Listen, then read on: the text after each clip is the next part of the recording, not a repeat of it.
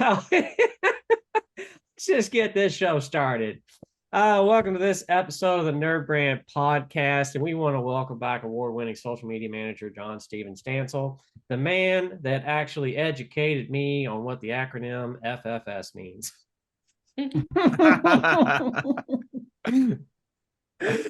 That's a dubious honor. So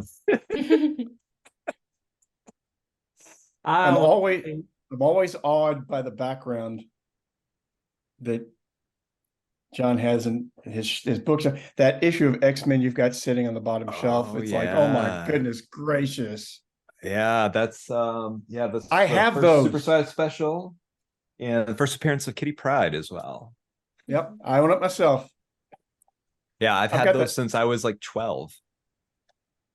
Yeah, I don't have any of my guitars anymore, and I kind of always like the idea of like having in the background parts of your personality. The lamp is not a part of my personality. That's a part of my personality. This actually might be a good seg into what we're talking about today on LinkedIn. Yeah. But one of the things is, like, as I started to work in the entertainment industry a little bit more, I felt I actually got nerdier in my background, because as I work on comic book stuff and fantasy stuff, I feel like people might actually trust me a little bit more if I have that behind me. So there's, it gives, at least it justifies like me buying a Boba Fett helmet in some sort of way. I'm so glad you confirmed that, because I was like, I see like the antenna thing, and I was like, it looks like Boba Fett, but it's too far away. It's like, let's just see all of JS's goodie stuff in the background and just talk about it. That's the original. That's the and some of the things like trophies of stuff I've worked on. So I've got Invincible, the complete series, and the action figures. I've worked on Radiant Black, so I've got the comic books and the Radiant there. So. Yeah, cool. All this. I do not work on Star Wars. I do not work on Marvel stuff, but I like that, so it goes there. Yeah. Maybe someday. Fingers crossed. Well, it's unfortunate. They could use all the help they can get right now. Mm-hmm. Yeah, I've been watching the reviews on Ahsoka, and there's a lot of like lore and just backstory. And of course, the guy that was playing the main villain passed away. So I guess they're going to do a recast on that. I didn't know he had passed away until I start watching reviews like 7 or 8 of episode 7 or 8. And I was like, what's his name? I can't remember the actor's name, but the character Balin's Skull. Because that's what I went to. I went to get my haircut this week and said, "Give me the Balin Skull," and not quite sure we hit it. I think my beard needs to be a little bit more full, but. And as I go gray, maybe I'll get that. We'll see. He was menacing. I mean, his presence. I agree. When I was watching just some of the scenes that he was in, I mean, his presence was just noticed, So it'd be very interesting to see how they recast that. And then I was seeing and reading about, Henry Cavill, what he's up to and becoming the next Highlander. And so I guess he's going to be playing Connor McLeod of the Clan McLeod. Which, that might be a little strange, but we'll see. I guess. I knew that he was doing something with Warhammer, because he's no longer, as we know, with Witcher, and Superman's been long gone. He's a huge Warhammer. He's a big Warhammer nerd. Oh yeah. There was an interview with him. It was season 3 of Witcher interview with him and the cast, and the guy that plays the bard or whatever. I mean, they almost kind of really nerded out on the interview together, talking about what army he was getting and the other one got. I mean, it was just like it can be your life. That's what I've heard. Actually, our local game store does like a Learn Warhammer 40K thing, and I've worked with some Twitch streamers who stream their Warhammer games, so I'm like, I need to go and learn a little bit about it and like, kind of see what the ins and outs are.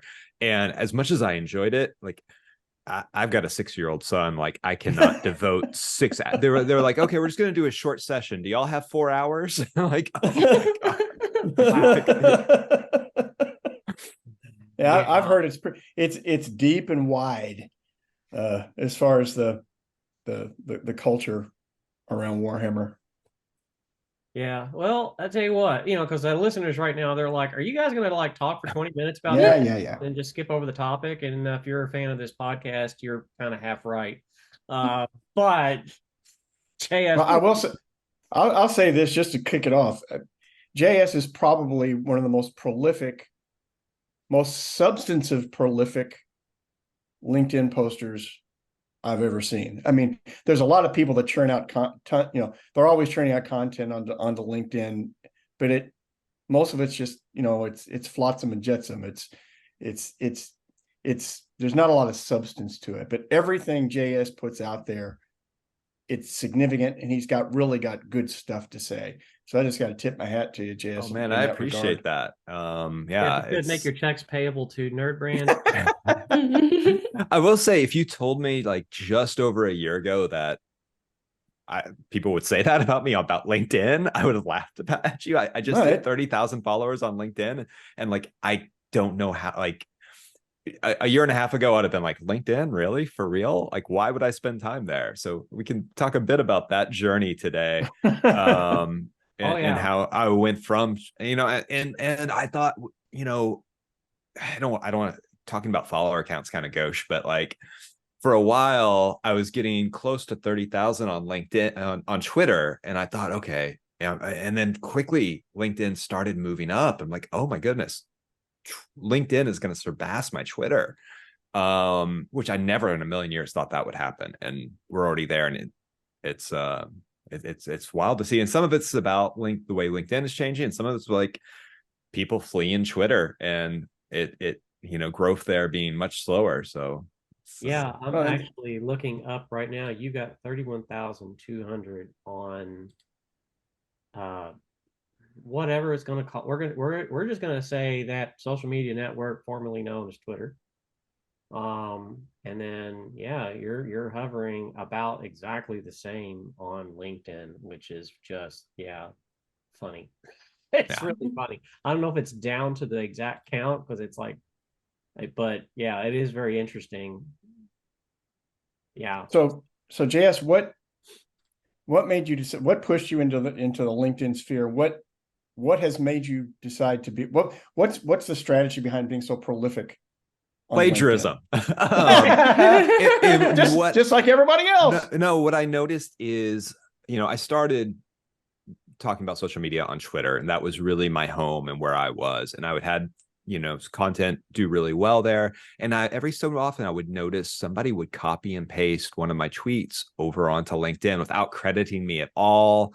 Somebody would just kind of nudge me and go, hey, did you see this guy copy you on LinkedIn? And I started my career as a university instructor. Like plagiarism to me, like that is the paramount sin that you can commit. Like it's horrible. Don't do it. But it's an immediate credibility killer. Exactly. Mm-hmm. So, but I was also like, man, people are getting engagement off of my content. Why not? Why shouldn't it be me? Right. So I started, when I'd write a tweet, I'd copy and paste it and put it over on LinkedIn, see how that, and then slowly started evolving and like, okay, well, let me take advantage of the format of LinkedIn. Like I've got more than 280 characters. I don't have to thread them together and kind of make this sort of thing. I can expand upon some of my ideas. I can even go back and look at my old tweets and content that I created 2-3 years ago, whatever is kind of evergreen, rewrite and work again for LinkedIn. And, that helps me keep that content level up too. Right. But also gives a new angle on it. Like, okay, here's a fresh look, another way of saying it, or I can expand upon that idea. And that has been really helpful. And now it's to the point where I find myself, I'm writing on LinkedIn and copying and pasting that over to my Twitter and turning it into a thread instead. So yeah, that was actually the fact that I was getting plagiarized is what made me decide like, okay, well, I need to spend some time and I'm over the platform. And then as Elon Musk purchased Twitter and things started to change, there was part of me that's like, oh, I need another social network just in case this all collapses and crumbles. I need to be somewhere else. Because, from a personal branding standpoint, Twitter being active and talking about social media marketing is what gets me jobs as a freelancer. Right. Right. I'm very fortunate where I don't really have to go looking for clients. People generally come to me because of that presence. And if Twitter collapses, I would just totally lose that. So I need to be on a secondary platform. Well, but it's like we preach with any of our clients. I mean, you don't want to just put all your eggs in one marketing basket and into one channel, because people don't sit in one channel all the time. They're in a lot of different places. So just from that standpoint alone, I think you're exercising a very healthy strategy. And you hit a different audience too. Like there are folks on LinkedIn that aren't even on Twitter that don't, see what I post there, and they find me. It's a totally new experience. So it's great to connect with a different group there too. Well, like I said, the thing that impresses me though is just the fact that if you have things that are substantive to say. For example, I think one of the topics that you get a lot of mileage out of is number one, that social media management is somewhat undervalued. At the same time, though, people try to weight it down with too many expectations and too many responsibilities, and helping to have people have a healthy understanding of what good social media management is all about, what good content management is all about, and having people have a clear understanding. These are realistic expectations. These are realistic goals. These are realistic executions. I would exactly. If you could actually, JS, because in my role in sales and a lot of our team, what we're seeing is that everybody focuses on the end result. They don't really look at the thought process. There was like all this thought that went into what you're doing beforehand.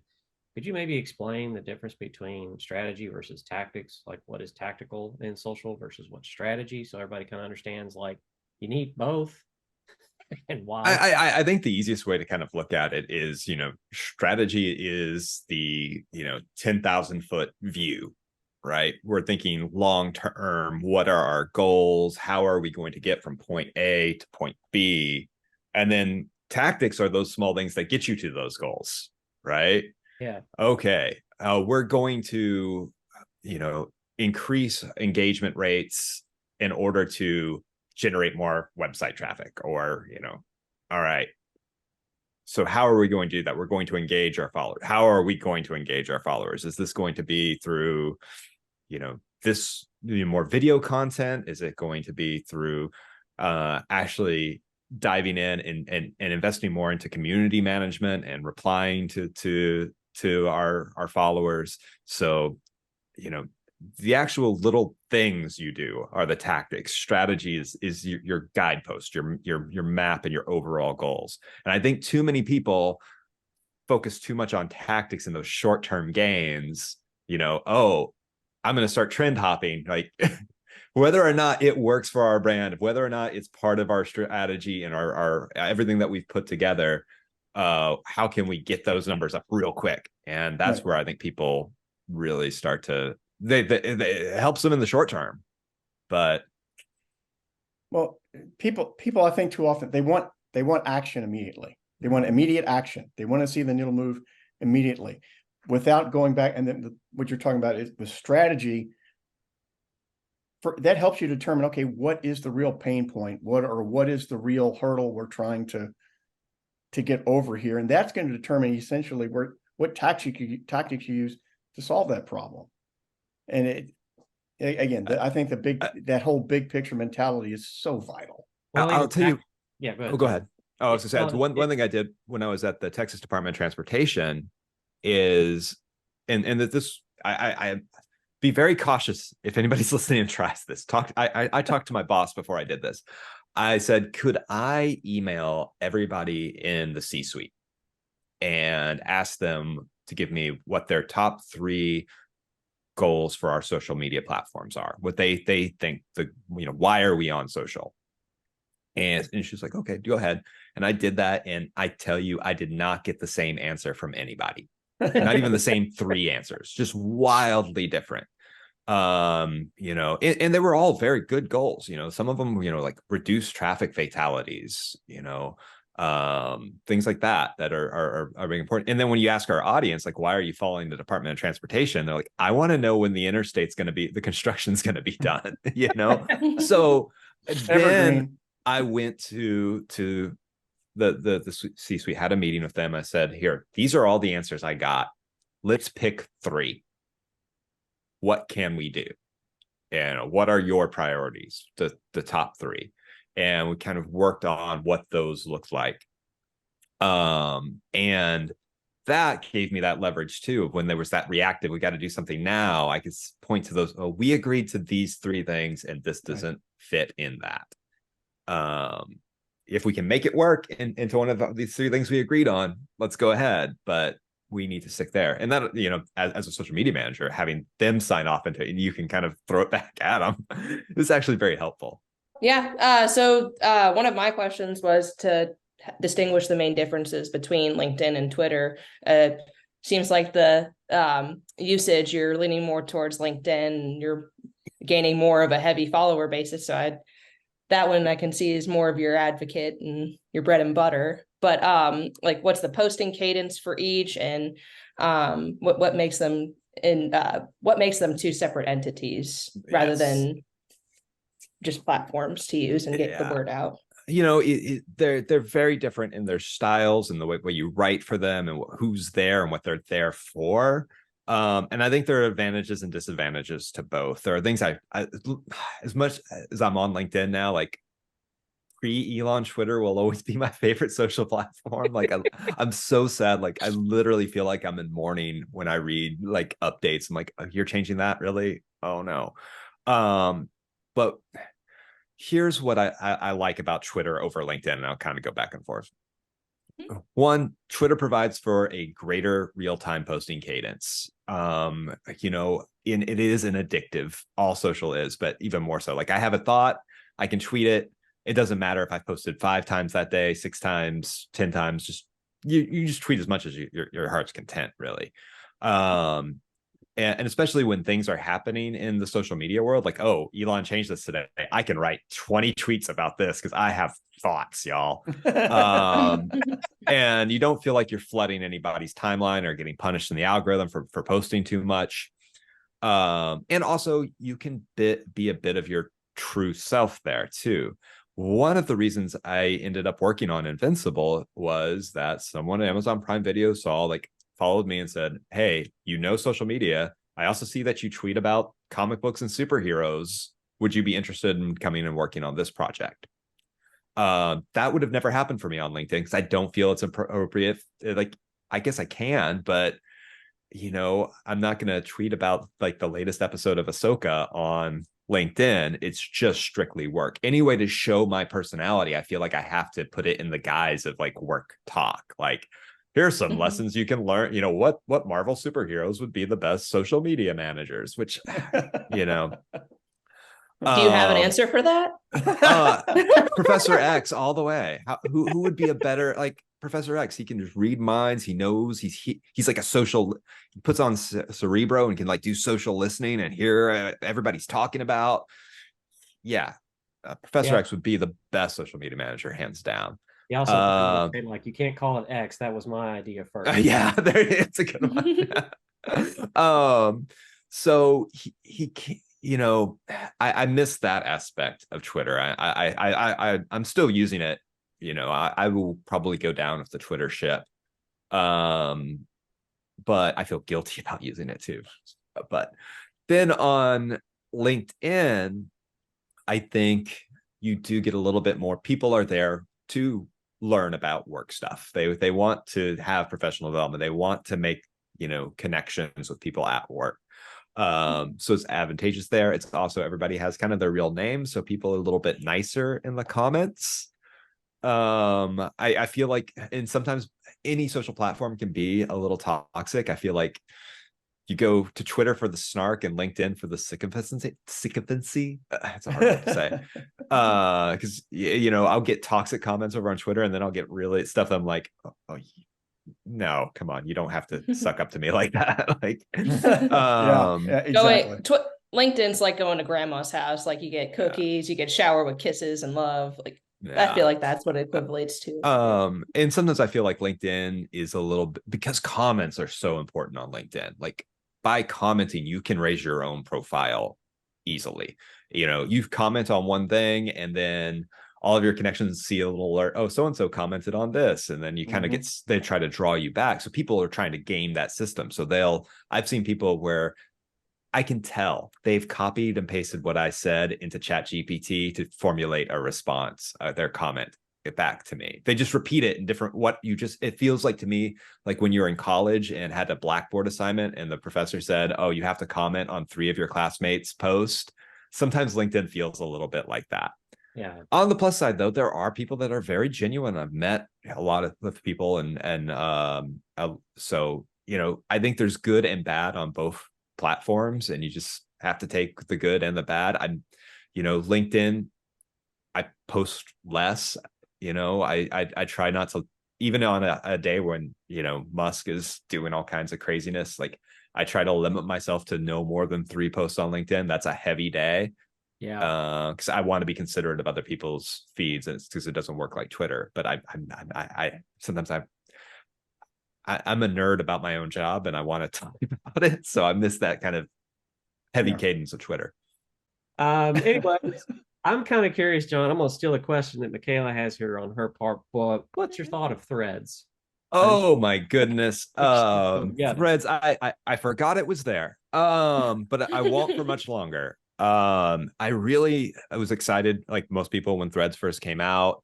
And because I think we need a replacement, something.